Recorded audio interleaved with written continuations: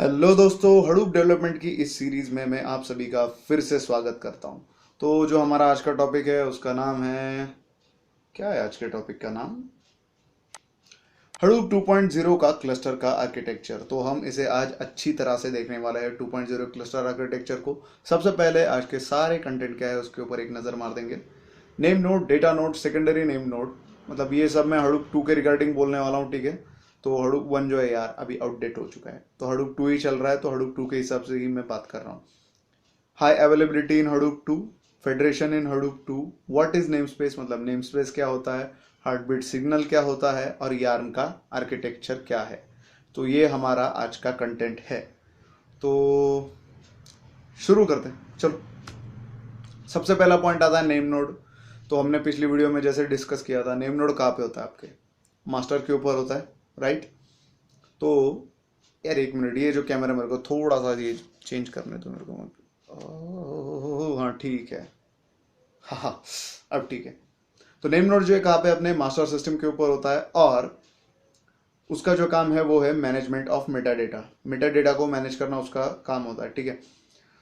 तो Meta data के अंदर क्या क्या होता है, जैसे हमने पिछली वीडियो में क्या देखा था, list of files in H D F S. तो एच डी एफ एस कैसी दिखती है हमने देखा है। तो जो लिस्ट होती है फाइल्स की टोटल, वो होती है आपकी मेटा डेटा के अंदर, प्लस जो भी आपका ब्लॉक रहेगा, ब्लॉक जो भी है, मतलब फाइल्स कैसी, एच डी एफ एस में कैसे फाइल लिखते हैं ब्लॉक्स के अंदर, कि अगर मैं एक फाइल इंपोर्ट करता हूँ उसके टुकड़े होते हैं, ब्लॉक्स होते हैं, तो कौन सा ब्लॉक कौन सी जगह पे कौन सी डेटा नोड के ऊपर कौन से लोकेशन के ऊपर स्टोर्ड है, वो आपके मेटा डेटा के अंदर होता है। प्लस ट्रांजैक्शन का पूरा लॉग रहता है कि भाई कब किसने डेटा रीड किया है, कब किसने राइट किया है। तो ये सारी इंफॉर्मेशन आपको नेम नोड के मेटा डेटा में मिलेगी, और ये पूरी इंफॉर्मेशन जो है वो स्टोर की जाती है मेमोरी में। मेमोरी के अंदर ये पूरा डेटा स्टोर होगा, ठीक है। तो ये हो गया तुम्हारा नेम नोड का क्लियर। अभी चलो डेटा नोड की बात करते हैं। डेटा नोड कहाँ पे होता है? डेटा नोड होता है आपके स्लेव सिस्टम के ऊपर। डेटा नोड के काम क्या होता है कि नेम नोड उसको इंस्ट्रक्शन देगा कि भाई ये डेटा तुझे स्टोर करना है। नेम नोड का काम है उस डेटा को स्टोर करना। तो अगर आप डेटा रीड कर रहे हो तो कहाँ से रीड कर रहे हो? डेटा नोड के ऊपर से। और राइट कर रहे हो तो कहाँ पे राइट कर रहे हो? डेटा नोड के ऊपर। तो इन शॉर्ट डेटा नोड का यही काम है। डेटा नोड सबसे पहले बोल देता हूँ, वो प्रोग्राम होता है जो कि स्लेव सिस्टम्स के ऊपर रन होता है, जैसे कि हडूप मास्टर स्लेव आर्किटेक्चर है। तो नेम नोड मास्टर के ऊपर रहता है, तो डेटा नोड स्लेव के ऊपर रहता है। और ये दोनों जो डेमोन है, नेम नोड और डेटा नोड, ये स्टोरेज के लिए रिस्पॉन्सिबल है, ठीक है। नेम नोड इंस्ट्रक्शन देगा, डेटा नोड स्टोर कर लेगा। नेम नोड हमें लोकेशन देगा ब्लॉक की, और हम वहां से रीड कर सकते हैं डेटा, ठीक है। तो ये हो गया तुम्हारा डेटा नोड का कंसेप्ट क्लियर। आगे क्या देखते हैं? हाई अवेलेबिलिटी, अरे नहीं यार, सेकेंडरी नेम नोड है, उसके बाद है high availability. Secondary name node का यार बहुत लोगों को कंफ्यूजन है। मेरे दोस्त भी हमेशा बोलते रहते कि भाई नेम नोड क्रैश हो गया तो फिर secondary name node take over कर लेगा। नहीं, ऐसे नहीं होता। अगर आपका नेम नोड क्रैश हो गया तो गया, आपका क्लस्टर गया, आपको कोई बचा नहीं सकता अगर आप हडूप 1 में हो, ठीक है। तो उसका ऐसा है कि सेकेंडरी नेम नोड का काम है आवरली बैकअप लेना। एक एक घंटे के हिसाब से वो बैकअप लेता रहेगा, ठीक है।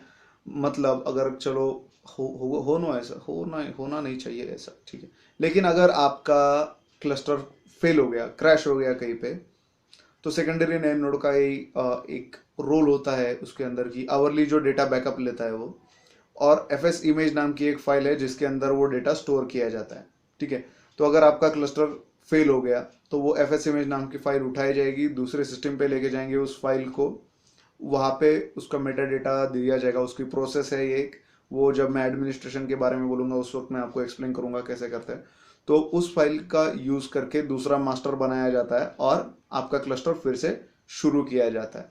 तो ये फ़ायदा होता है आपके सेकेंडरी नेम नोड का। लेकिन ये जो हाई अवेलेबिलिटी और फेडरेशन के कंसेप्ट लॉन्च किया ना हडूप 2 ने, सेकेंडरी नेम नोड का उसने भाव कम कर दिया बहुत, तो उसका अभी ज़्यादा इंपॉर्टेंस नहीं रहा है।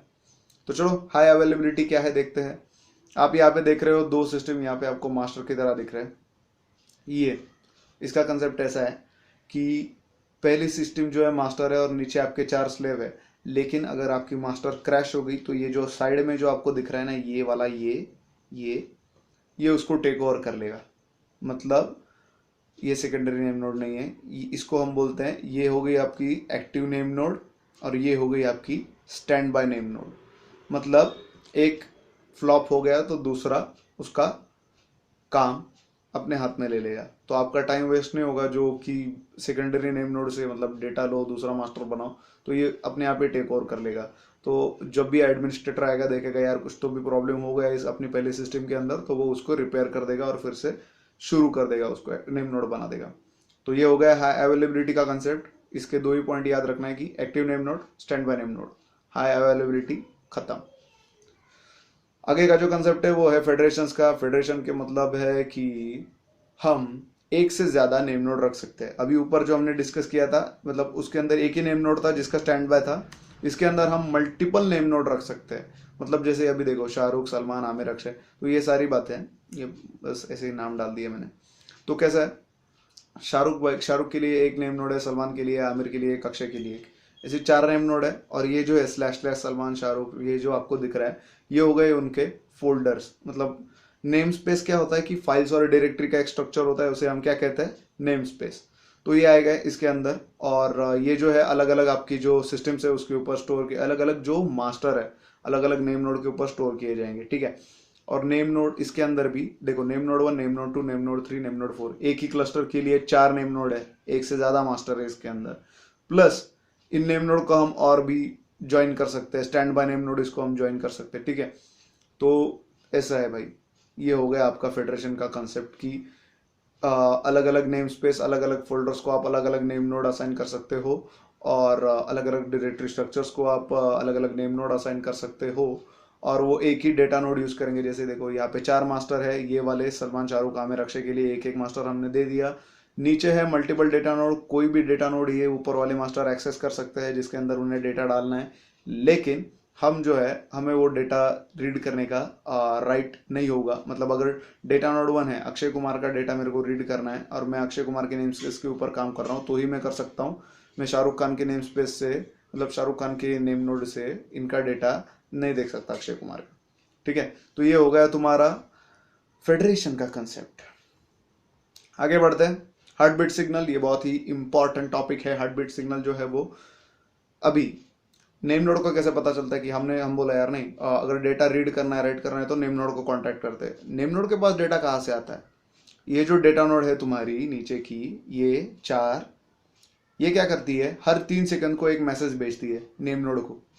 हर 3 सेकंड को एक एक मैसेज भेजती है कि भाई स्टोरेज कैपेसिटी क्या है, अभी कितनी स्टोरेज कैपेसिटी बची हुई है हमारी, प्लस कितना स्टोरेज यूज में है, और कौन कौन से ट्रांजैक्शन चल रहे हैं अपने आज, मतलब इस पर्टिकुलर वक्त। ऐसे 3-3 सेकंड को वो मैसेज भेजती रहती है, किसको, अपने मास्टर को। मतलब नेम नोड में, नेम नोड मास्टर वो सब एक ही बात है, ठीक है।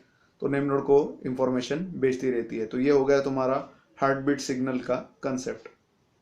फास्ट हो रहा है क्या थोड़ा, ठीक है। अगर हो रहा होगा कुछ तो कमेंट में मेंशन करो भाई, मैं बोल दूंगा आपको, अगर आपको कोई कंसेप्ट थोड़ा मतलब स्पीड से लगा हो तो चलो यार्न का आर्किटेक्चर के बारे में हम बात करने वाले हैं। तो सबसे पहले नेम नोड, डेटा नोड वगैरह सब हमारा डिस्कस हो गया, और अभी हम डिस्कस कर रहे हैं रिसोर्स मैनेजर और नोड मैनेजर का क्या काम रहता है, ठीक है।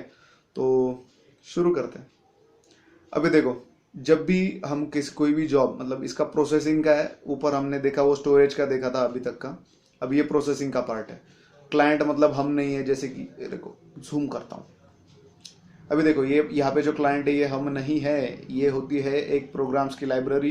तो हम इसके भी ऊपर हैं, तो हम इसको देंगे कि भाई हमें ये पर्टिकुलर जॉब एग्जीक्यूट करवाना है, तो क्लाइंट रिसोर्स मैनेजर को कांटेक्ट करेगा, ठीक है, कि भाई ये मुझे करवाना है जॉब। तो रिसोर्स मैनेजर क्या करेगा, अब सबसे पहले रिसोर्स मैनेजर मास्टर डेमोन है, मतलब वो कौन से सिस्टम पे रहेगा, तुम्हारे मास्टर सिस्टम के ऊपर। और नोड मैनेजर जो है वो स्लेव डेमोन है, और वो रहता है तुम्हारे स्लेव सिस्टम के ऊपर। यहाँ तक आ गया समझ में। तो रिसोर्स मैनेजर क्या करता है, रिसोर्स मैनेजर सबसे पहले ऐप मास्टर स्टार्ट करने के लिए एक कंटेनर असाइन करता है। अभी क्या है, ऐप मास्टर क्या है, कंटेनर क्या है, बोलता हूँ ना, चिंता मत करो। कंटेनर मतलब कुछ नहीं, उसको बोलते हैं, हाँ बोल सकते हैं हम रिसोर्सेस, ठीक है। और ऐप मास्टर जो है, जितने तुम्हारे जॉब रहेंगे उतना जॉब ऐप मास्टर रहेगा, ठीक है। अगर एक जॉब है तो एक ऐप मास्टर रन हो रहा है, अगर मल्टीपल जॉब है, 100 जॉब है, तो 100 ऐप मास्टर रन होंगे, और जैसे ही जॉब खत्म ऐप मास्टर भी खत्म, ठीक है। रिसोर्स मैनेजर सबसे पहले क्या करेगा, कि एक कंटेनर असाइन करेगा एप्लीकेशन मास्टर को स्टार्ट करने के लिए। एक बार तुम्हारा एप्लीकेशन मास्टर स्टार्ट हो गया तो उसको पता चल जाएगा कि भाई कौन सा काम करना है। फिर वो फिर से रिसोर्स मैनेजर के साथ रजिस्टर हो जाएगा और बोलेगा कि भाई मेरे को पता है क्या क्या काम करना है, ठीक है। फिर से वो कंटेनर को ये करेगा, रिक्वेस्ट करेगा, तो रिसोर्स मैनेजर उसको फिर से रिसोर्सेस अलोकेट करेगा और वो अपना अपना काम हो जाएगा। जब उन दोनों का काम हो जाएगा एप्लीकेशन मास्टर का, तो एप्लीकेशन मास्टर टर्मिनेट हो जाएगा। तो ये हो गया तुम्हारा यार्न आर्किटेक्चर। तो हाँ, और मल्टीपल डेटा नोड के ऊपर ये सब रन होता है, ये याद रखो। तो यार अगली वीडियो में हम मैपरेडुस का कंसेप्ट देखने वाले हैं। अगर पसंद आया तो करो ना यार, लाइक करो, सब्सक्राइब करो। मैं और वीडियो डालने वाला हूँ, हडूप पे बोल रहा हूँ मैं, बहुत ज़्यादा वीडियो आने वाले इसके ऊपर। हो गया, चलो बाय।